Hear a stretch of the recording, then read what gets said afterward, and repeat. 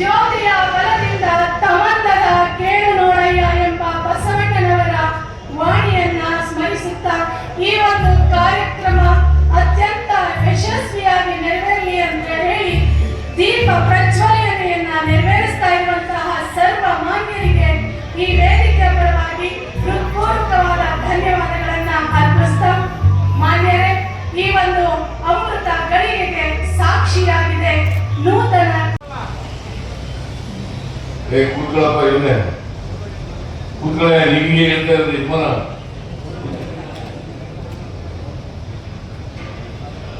ಹಿಂದ್ಗಡೆ ನಿಂತಿದ್ದೀರಲ್ಲ ಮುಂದ್ಗಡೆ ಬಂದು ಕೂತ್ಕೊಳ್ಳಿ. ಯಾಕೆ ಹಿಂದ್ಗಡೆ ನಿಂತಿದ್ದೀರಿ? ನಿಂತಿದ್ರೆ ಕಾಲನೇ ಇಲ್ವ ನಿಮಗೆ? ಬರೀ ಮುಂದ್ಗಡೆ ಕೂತ್ಕೊಳ್ಳಿ. ಬಂದು ಇನ್ನೊಂದು ಕಾಲು ಗಂಟೆ ಕೂತ್ಕೋಬೇಕು. ಇದು ಒಂದು ಐತಿಹಾಸಿಕವಾದಂತ ಸಭೆ. ಯಾಕಂತಂದ್ರೆ 64-65ರಲ್ಲಿ ಹಾಸ್ಟೆಲ್ ಅನ್ನ ನಿರ್ಮಾಣ ಮಾಡಿ, ಆಗ ನಂಜುಂಡಯ್ಯ ಅಂತೇಳಿ ಜಿಲ್ಲಾಧಿಕಾರಿ ಇದ್ರು. ಅವ್ರ ಕಾಲದಲ್ಲಿ ಹಾಸ್ಟೆಲ್ ಅನ್ನ ಮಂಡ್ಯ ಜಿಲ್ಲೆಯಲ್ಲಿ ಮಂಡ್ಯದಲ್ಲಿ ಹಾಸ್ಟೆಲ್ ನಿರ್ಮಾಣ ಮಾಡಿ ಅವರೇ ಜಾಗ ಕೊಡಿಸಿ ಹಾಸ್ಟೆಲ್ ನಿರ್ಮಾಣ ಮಾಡಲಿಕ್ಕೆ ಪ್ರಯತ್ನ ಮಾಡಿ. ನಾನು ಅನೇಕ ಸಾರಿ ಈ ಹಾಸ್ಟೆಲ್ ಅನ್ನು ನೋಡಿದ್ದೇನೆ. ಸಾಕಷ್ಟು ವಿದ್ಯಾರ್ಥಿಗಳಿಗೆ ಅವಕಾಶ ಇದೆ ಅಂತಕ್ಕಂಥ,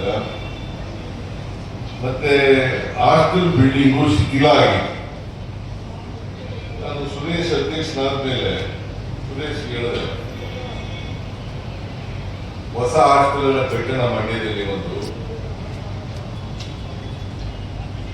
ಅದಕ್ಕೆ ಬೇಕಾದಂತ ಅನುದಾನಗಳು ಕೂಡ ಸರ್ಕಾರ ಕೊಡುತ್ತದೆ, ಪ್ರಾರಂಭ ಮಾಡುವಂತ ಹೇಳಿದ್ದೆ.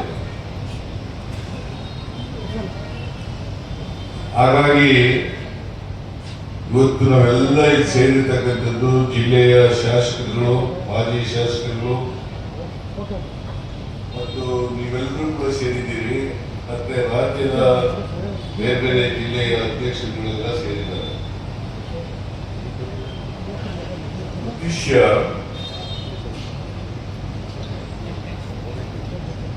ಹಿಂದುಳಿದ ವರ್ಗದವರಿಗೆ ವಿದ್ಯಾರ್ಥಿ ನಿಲಯ ಆಗಬೇಕು, ವಿದ್ಯಾರ್ಥಿಗಳಿಗೆ ವಿದ್ಯೆ ಸಿಗಬೇಕು, ಅವ್ರಿಗೆ ಒಂದು ವಿದ್ಯಾರ್ಥಿ ನಿಲಯ ಇದ್ರೆ ಹೆಚ್ಚು ಅನುಕೂಲ ಆಗ್ತದೆ ಅಂತಕ್ಕಂಥ ಮಾತುಗಳನ್ನ ನಾವೆಲ್ಲ ಅರ್ಥ ಮಾಡ್ಕೊಂಡಿದ್ದೀವಿ. ಈಗ ಹೇಳಿದ್ರು ಇಲ್ಲಿ ಹಾಸ್ಟೆಲ್ ಇಲ್ಲದೆ ಹೋಗಿದ್ರೆ ಗೊತ್ತಾ, ಶಿವಣ್ಣನೂ ಕೂಡ BE ಓದಕ್ಕಾಗ್ತಿರ್ಲಿಲ್ಲ, ಸುರೇಶ್ನು BE ಓದಕ್ಕಾಗ್ತಿರ್ಲಿಲ್ಲ.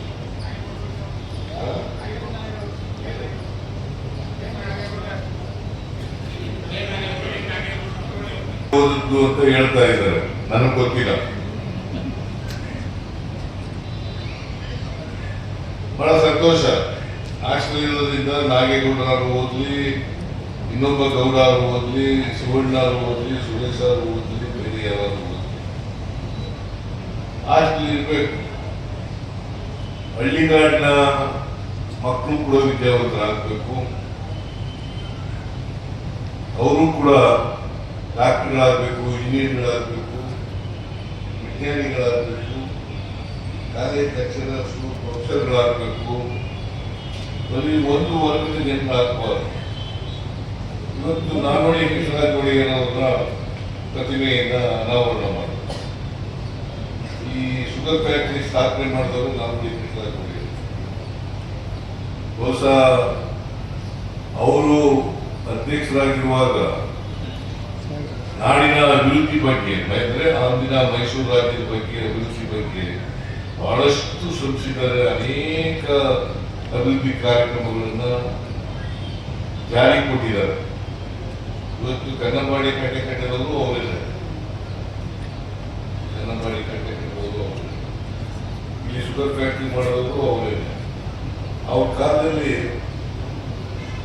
ಬಹಳಷ್ಟು ರಾಜ್ಯದ ಅಭಿವೃದ್ಧಿ, ರಾಜ್ಯದ ಪ್ರಗತಿ ಆಗಿತ್ತು ಅಂತಕ್ಕಂಥದ್ದನ್ನು ನಾವು ಮರೆಯಲಿಕ್ಕೆ ಸಾಧ್ಯ ಇಲ್ಲ. ಹಾಗಾಗಿ ನಾಲ್ವಡಿ ಕೃಷ್ಣರಾಜರವರನ್ನ ನಾವು ಇವತ್ತು ನೆನ್ಕೊಳ್ತಕ್ಕಂಥದ್ದು ಅತ್ಯಂತ ಅವಶ್ಯ ಅಂತಕ್ಕಂಥ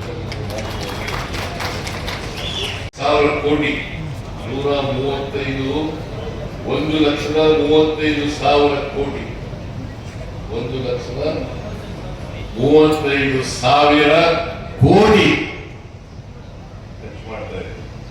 ಅದೇನೇ ಇರಲಿ, ನಾನು ಅದ್ರ ಬಗ್ಗೆ ಮಾತಾಡಕ್ ಹೋಗಲ್ಲ, ಬಿಜೆಪಿಯವ್ರ ಬಗ್ಗೆನೂ ಮಾತಾಡಕ್ ಹೋಗಲ್ಲ. ಈಗ ರಾಜಕೀಯ ಫಂಕ್ಷನ್ ಅಲ್ಲ ಇದು. ಇವತ್ತು ಮಂಡ್ಯದಲ್ಲಿ ಅನೇಕ ಅಭಿವೃದ್ಧಿ ಕಾರ್ಯಕ್ರಮಗಳಿಗೆ ಬುದ್ಧಿ ಪೂಜೆ ಮತ್ತೆ ಶಂಕುಸ್ಥಾಪನೆ ಮಾಡೋದ್ರಿಂದ ಕೆಲವು ಮಾತುಗಳನ್ನ ಹೇಳಿದೆ. ಈಗ ಸುಮಾರು 40 ವರ್ಷಗಳ ಕಟ್ಟಡವನ್ನು ತೆಗೆದಾಕಿದ್ದೀವಿ, ಹೊಡೆದಾಕಿದ್ದೀವಿ. 2 ಕೋಟಿ ರೂಪಾಯಿಗಳನ್ನ ಕೊಟ್ಟಿದ್ದೀವಿ. ಯಾರ್ಯಾರು ಕೊಡ್ಲಿಕ್ಕೆ ಸಾಧ್ಯ ಆಗ್ತದೆ ಕೊಡಿ, ನಾ ಕೊಡ್ಲಿಕ್ಕೆ ಸಾಧ್ಯ ಆಗ್ತದೆ, ಯಾರ ಕೈಲಿ ಸಾಧ್ಯ ಆಗ್ತದೆ ಅವ್ರು ಕೊಡಿ. ಇನ್ನು ಉಳಿದ ಹಣನ ನಾನೇ ಸರ್ಕಾರದಿಂದ ಕೊಡ್ತೇನೆ.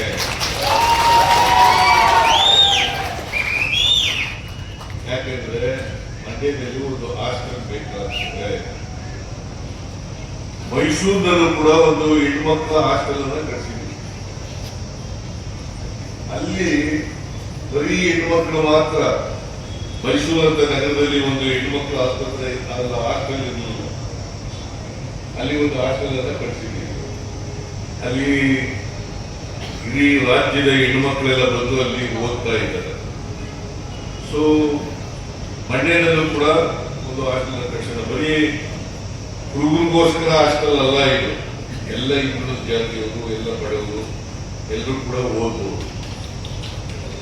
ಆಮೇಲೆ ಎಲ್ಲ ಹಿಂದುಳಿದವರಿಗೆ, ಎಲ್ಲ ಬಡವರಿಗೆ, ಎಲ್ಲ ದಲಿತರಿಗೆ, ಎಲ್ಲ ಅಲ್ಪಸಂಖ್ಯಾತರಿಗೆ, ಎಲ್ಲ ಜಾತಿಗಳಿರ್ತಕ್ಕಂಥ ಬಡವರು, ಹಿಂದುಳಿದವರು ಇರ್ಬೋದು ಅಥವಾ ಹಿಂದೂ ಧರ್ಮದವರು ಇರ್ಬೋದು, ಮುಸ್ಲಿಂ ಧರ್ಮದವರು ಇರ್ಬೋದು, ಕ್ರಿಶ್ಚಿಯನ್ ಧರ್ಮದವರು ಇರ್ಬೋದು, ಬೌದ್ಧ ಧರ್ಮದವರು ಇರ್ಬೋದು, ಯಾವುದೇ ಧರ್ಮದ ಜನರು ಕೂಡ ಈಗ ನಾವು ಗ್ಯಾರಂಟಿ ಯೋಜನೆಗಳನ್ನು ಕೊಡ್ತೀವಲ್ಲ, ಅದು ಇಂಥ ಜಾತಿ ಅಂತ ಕೊಡ್ತೀವ, ಇಂಥ ಧರ್ಮದವರು ಅಂತ ಕೊಡ್ತೀವ, ಎಲ್ಲ ಜಾತಿ ಧರ್ಮದವರು ಕೂಡ ಕೊಡ್ತಾ ಇದ್ದೀವಿ.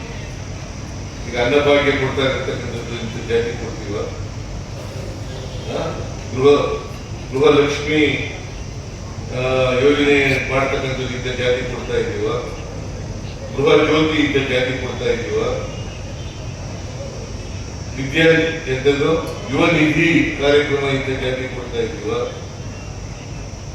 ಎಲ್ಲ ಎಲ್ಲ ಜಾತಿ ಶಕ್ತಿ ಯೋಜನೆ, ಎಲ್ಲ ಹೆಣ್ಮಕ್ಳು. ಅದೇನು ಇರ್ರೆಸ್ಪೆಕ್ಟಿವ್ ಆಫ್ ದಿ ಸ್ಟೇಟಸ್, ಶ್ರೀಮಂತರು ಬಡವರು ಅಂತೇನಿಲ್ಲ, ಎಲ್ಲ ಜಾತಿ. ನರೇಂದ್ರ ಸ್ವಾಮಿ ಹೆಂಡ್ತಿನೂ ಹೋಗ್ಬೋದು, ಕೆರರಾಯ ಸ್ವಾಮಿ ಹೆಂಡ್ತಿನೂ ಹೋಗ್ಬೋದು, ನನ್ನ ಹೆಂಡ್ತಿನೂ ಹೋಗ್ಬೋದು.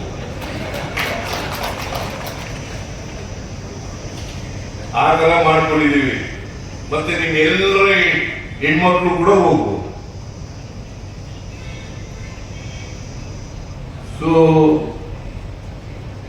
ಈ ತರ ಸಬ್ಸ್ಕ್ರೈಬ್ ಬಟನ್ ಮೇಲೆ ಕ್ಲಿಕ್ ಮಾಡಿ ಹಾಗೂ ನಮ್ಮ ಹೊಸ ವಿಡಿಯೋಸ್ ಅಪ್ಲೋಡ್ಗೋಸ್ಕರ ಪಕ್ಕದಲ್ಲಿ ಕಾಣುವ ಬೆಲ್ ಬಟನ್ ನಮ್ಮೆಲ್ಲ ವಿಡಿಯೋಗಳನ್ನ ಲೈಕ್ ಮಾಡಿ, ಶೇರ್ ಮಾಡಿ ಹಾಗೂ ಕಮೆಂಟ್ ಮಾಡಿ.